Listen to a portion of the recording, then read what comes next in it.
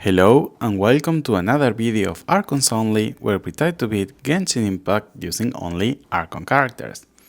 So we're now continuing with Fontaine story quest or Archon story quest, and it's taking us to go to the sewers. And I actually didn't, I think I didn't unlock this part of Fontaine before, so that's kind of like a great thing to do. I didn't even know that you can access through here. I don't know if it's something that's unlocked with the actual Archon quest, or if it's always available and I haven't noticed it. But yeah, I feel like that's the underwater of, or the undercity of Fontaine, which I feel like they could use it a little bit more at some point. I feel like this is like League of Legends when they have, I don't know how it's called, like where they have like the real city in the surface, and you have the underground people in the sewers, or like living hidden. I feel like that's so great, and it's great of like a social class distinctions. You can see here like everything is made of steel. If you go to Fontaine, anything is like beautiful and architecturally pleasing, and here it's like all made with scraps, which I feel like it's a great contrast, and I think that's something that they use a lot in different series, especially if they have these steampunk aesthetics basically. So I think that that was a great choice. I don't know if they exploit it more in the future, especially in the Archon quest, but I feel like it could be really used more in at least in Fontaine. So we will see what else happens in Fontaine if they have more of these underground cities or underground plots going on. But I think that they are kind of like interesting, basically.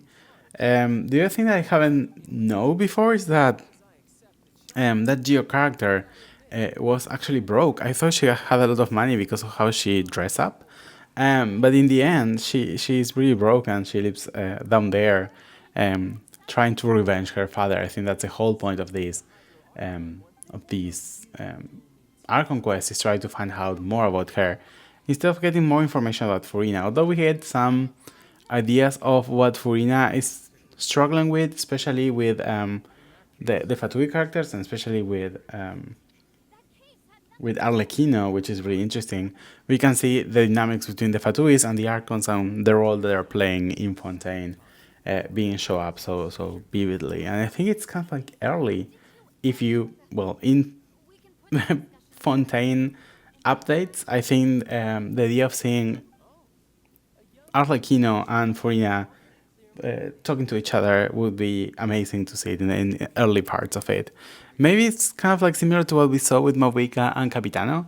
When we see two Archons interacting, I feel like in here you can tell that they're both in the in different sides, and I feel like Arlecchino doesn't respect much of Furina, and doesn't see her as actually a smart person, or a person who's trying to overcome the difficulty of what's going to happen with the prophecy of Fontaine, which is probably true. I don't think she's knowledgeable about it, or at least she doesn't want to share if she know it. But I feel that maybe a similar situation is happening in Natlan these days, especially because I recently played through an Archon quest, and I know that Capitano thinks that Mavuika plan would not work, so that's why he's planning to get a separate plan to help save Natlan. So if you think so, in a way, it's kind of like the similar story. I don't know how they ended, or what happens with Fontaine, or what happens with even with Natlan, but maybe the same premise are going to be shown. We will see. It's going to be fun to have like at the same time exploring Fontaine and also Natlan. We're going to see the resemblance more, and if there is any other things are like similar between these two nations. So yeah, it's kind of like fun to see it. Luckily, we can do some. It's not all stories in here. We can do some explorations.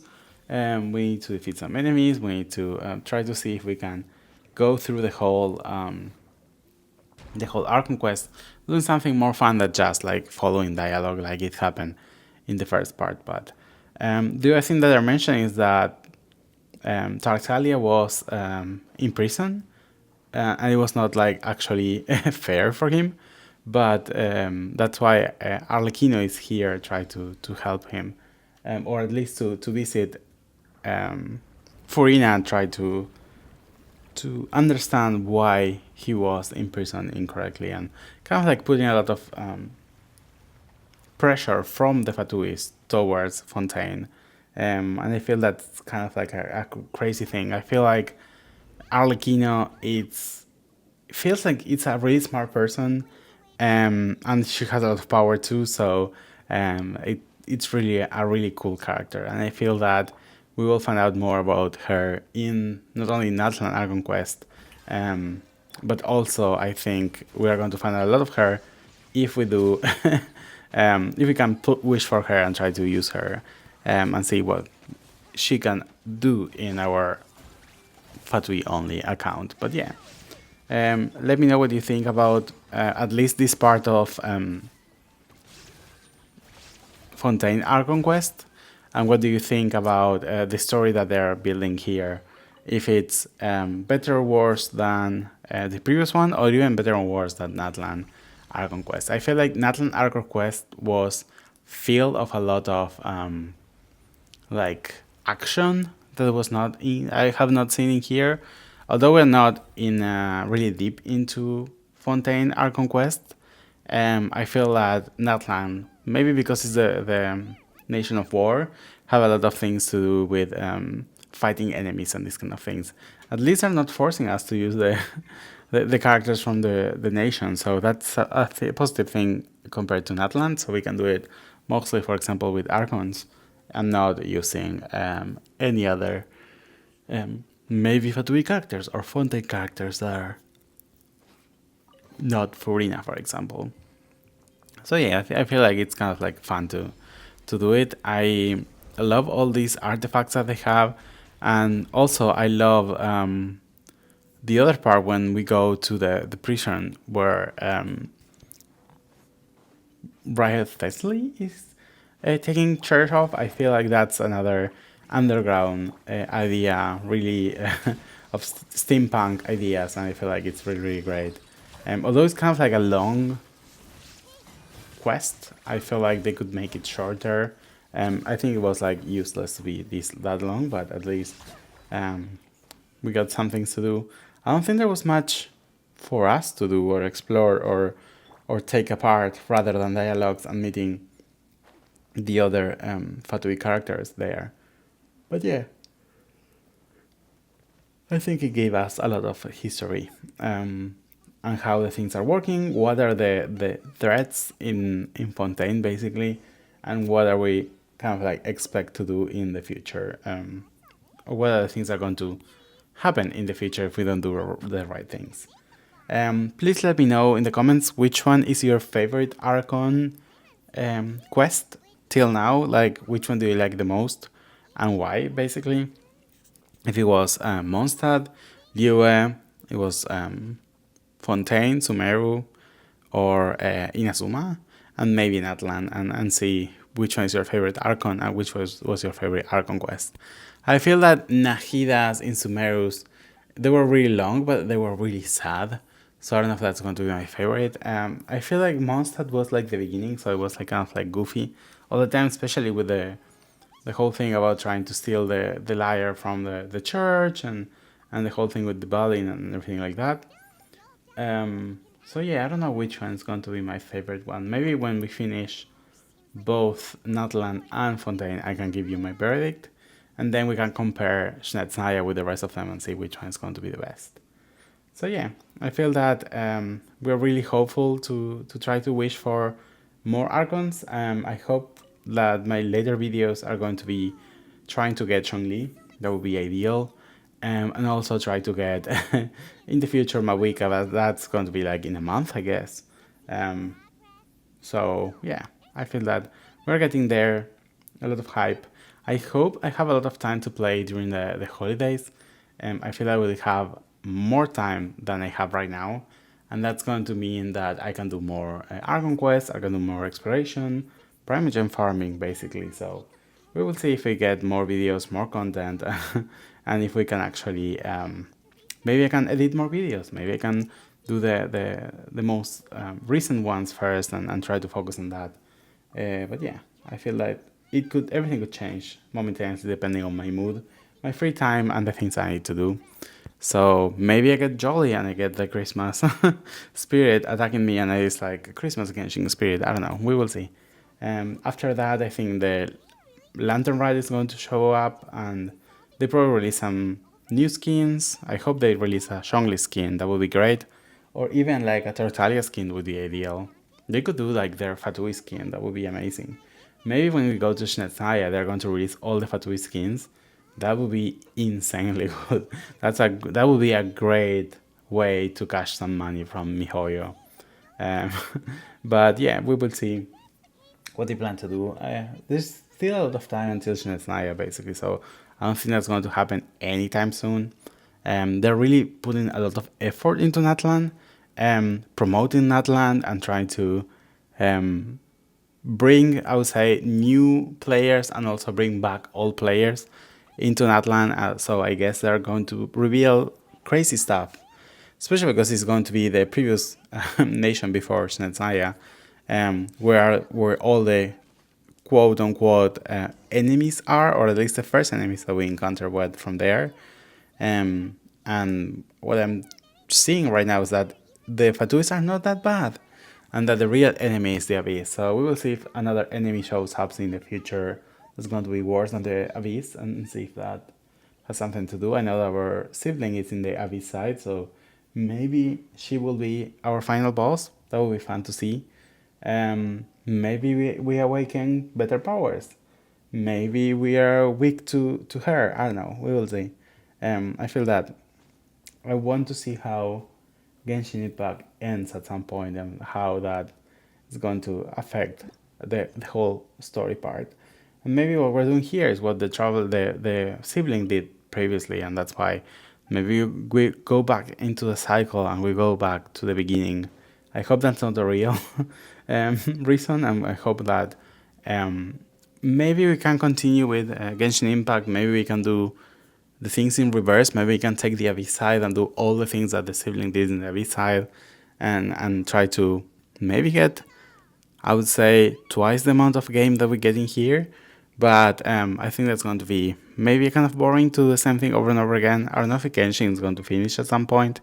I don't know if I want to know that, but I don't want them to continue it in a silly way where it doesn't make any sense. Like, we lost all our powers, or something crazy happens that we move to another world, and that's when we need to start over being powerless. Who knows? We will see what happens. But I'm really hopeful to see where the whole story take us, and how important are we or not. I guess that we're going to be important. Maybe we are the eighth Archon and we don't know it yet. Because I know we are an Outlander. Our sibling, our sibling is in theory, not an Outlander. So maybe that's going to be the eighth Archon. Who knows? And this is one of the perfect places where they introduce the knave, or Arlechino, basically. She's the fourth. I thought she would be higher, especially because we know the first one is Capitano. So then, who are the second and the third? Did we saw them already or not? I don't think so. And I know that she's strong, so that's a lot of high hopes for the other Fatuis, basically. I hope they're making playable ones and we can get them sooner or later. Maybe the whole Shinetsai is going to be all the Fatuis being we are able to wish for them and try to get them. That would be heaven, or it could be also hell for Fatui only, because we need to collect so many Primogens. There are going to be a lot of characters that we can get. We still need to get some elements that were never shown. For example, we don't have any Dendro Fatui character. We don't have any Cryo by the moment. Probably the Tsaritsa is going to be Cryo. Electro we don't have, although I consider Auroran to be a Fatui. Wink. And I think we don't have a Geo one, so let's see what do they release, if there is any of those elements in the future, and I would love to see them. I feel like it's crazy that we have 2 Pyros, we have 2 Anemos, and that's it. And we're probably going to have 2 Cryos, because if Fremine and the Tsaritsa are cryo, so then a lot of repetitive elements, I have to say. I wish we have more variety in the different types that we have. And we have two Anemos, because we have Lynette and we have Scaramouche. So yeah, I think we're missing Electro, we're missing Dendro, we're missing Geo. I would say half of the elements are missing. I hope they release some of them later in the future. That would be nice to see, nice to pull, nice to wish for, and especially if we can do more reactions that we can do right now, with only being able to do melts. That's kind of depressing. Situation is indeed one of the goals of this trip. As we are both diplomats from Snezhnaya. I really love these scenes. I hope I can use them both for Fatui only and Archons only. Because we get a Fatui and an Archon there trying to interact between each other. I feel like they're saying a lot of hurtful things, especially questioning the authority of Furina as an Archon and saying that the Fatuis are going to do it better. And especially if she doesn't do it, like the Fatuis are going to do it. And I feel like she's so... I would say she's mean, but at the same time she's clever because she's actually making points that are real and trying to negotiate. I feel like she's a really great character. They were really great at delimiting what Arlechino was going to be and her personality and everything. So I feel like you can feel like she's intimidating, and that especially Furina is really afraid of her. But at the same time, they have like respect because they are like authorities and they are not going to start fighting just for per se. They're going to try to find a way to negotiate it. But yeah, I love her pupils. It's a really crazy design, and I hope all the Fatuis are going to be designed like that. I was kind of disappointed with Capitano's design because I was expecting other things. Maybe the playable Capitano is going to have his mask removed or his coat removed. I don't know. We will see. But I would really like to see a reveal at some point to know who is behind the mask and who is behind the shadows. Maybe someone we know. Maybe it's someone we don't know. If he's from Caenria, would he have like Caenria like features? Could it be the Ainsleaf? Maybe that would be a great revelation if it's the Ainsleaf. Maybe he is. Who else could it be? Maybe he's Kaia's father because I think he has cryo powers. So then maybe it's Kaia's father that never dies. I think Kaia's family is actually from there, and we got one of the. I think it's one of the Sumeru story quests. Was involving Kaia's last name. So who knows? I feel like a lot of things are going to be revealed in this last Archon in Natlan, Archon quest in Natlands, and we're going to get a new one in the future update. I think maybe it's already on. I haven't played it, but I feel like that's going to be fun to know more about what's happening there.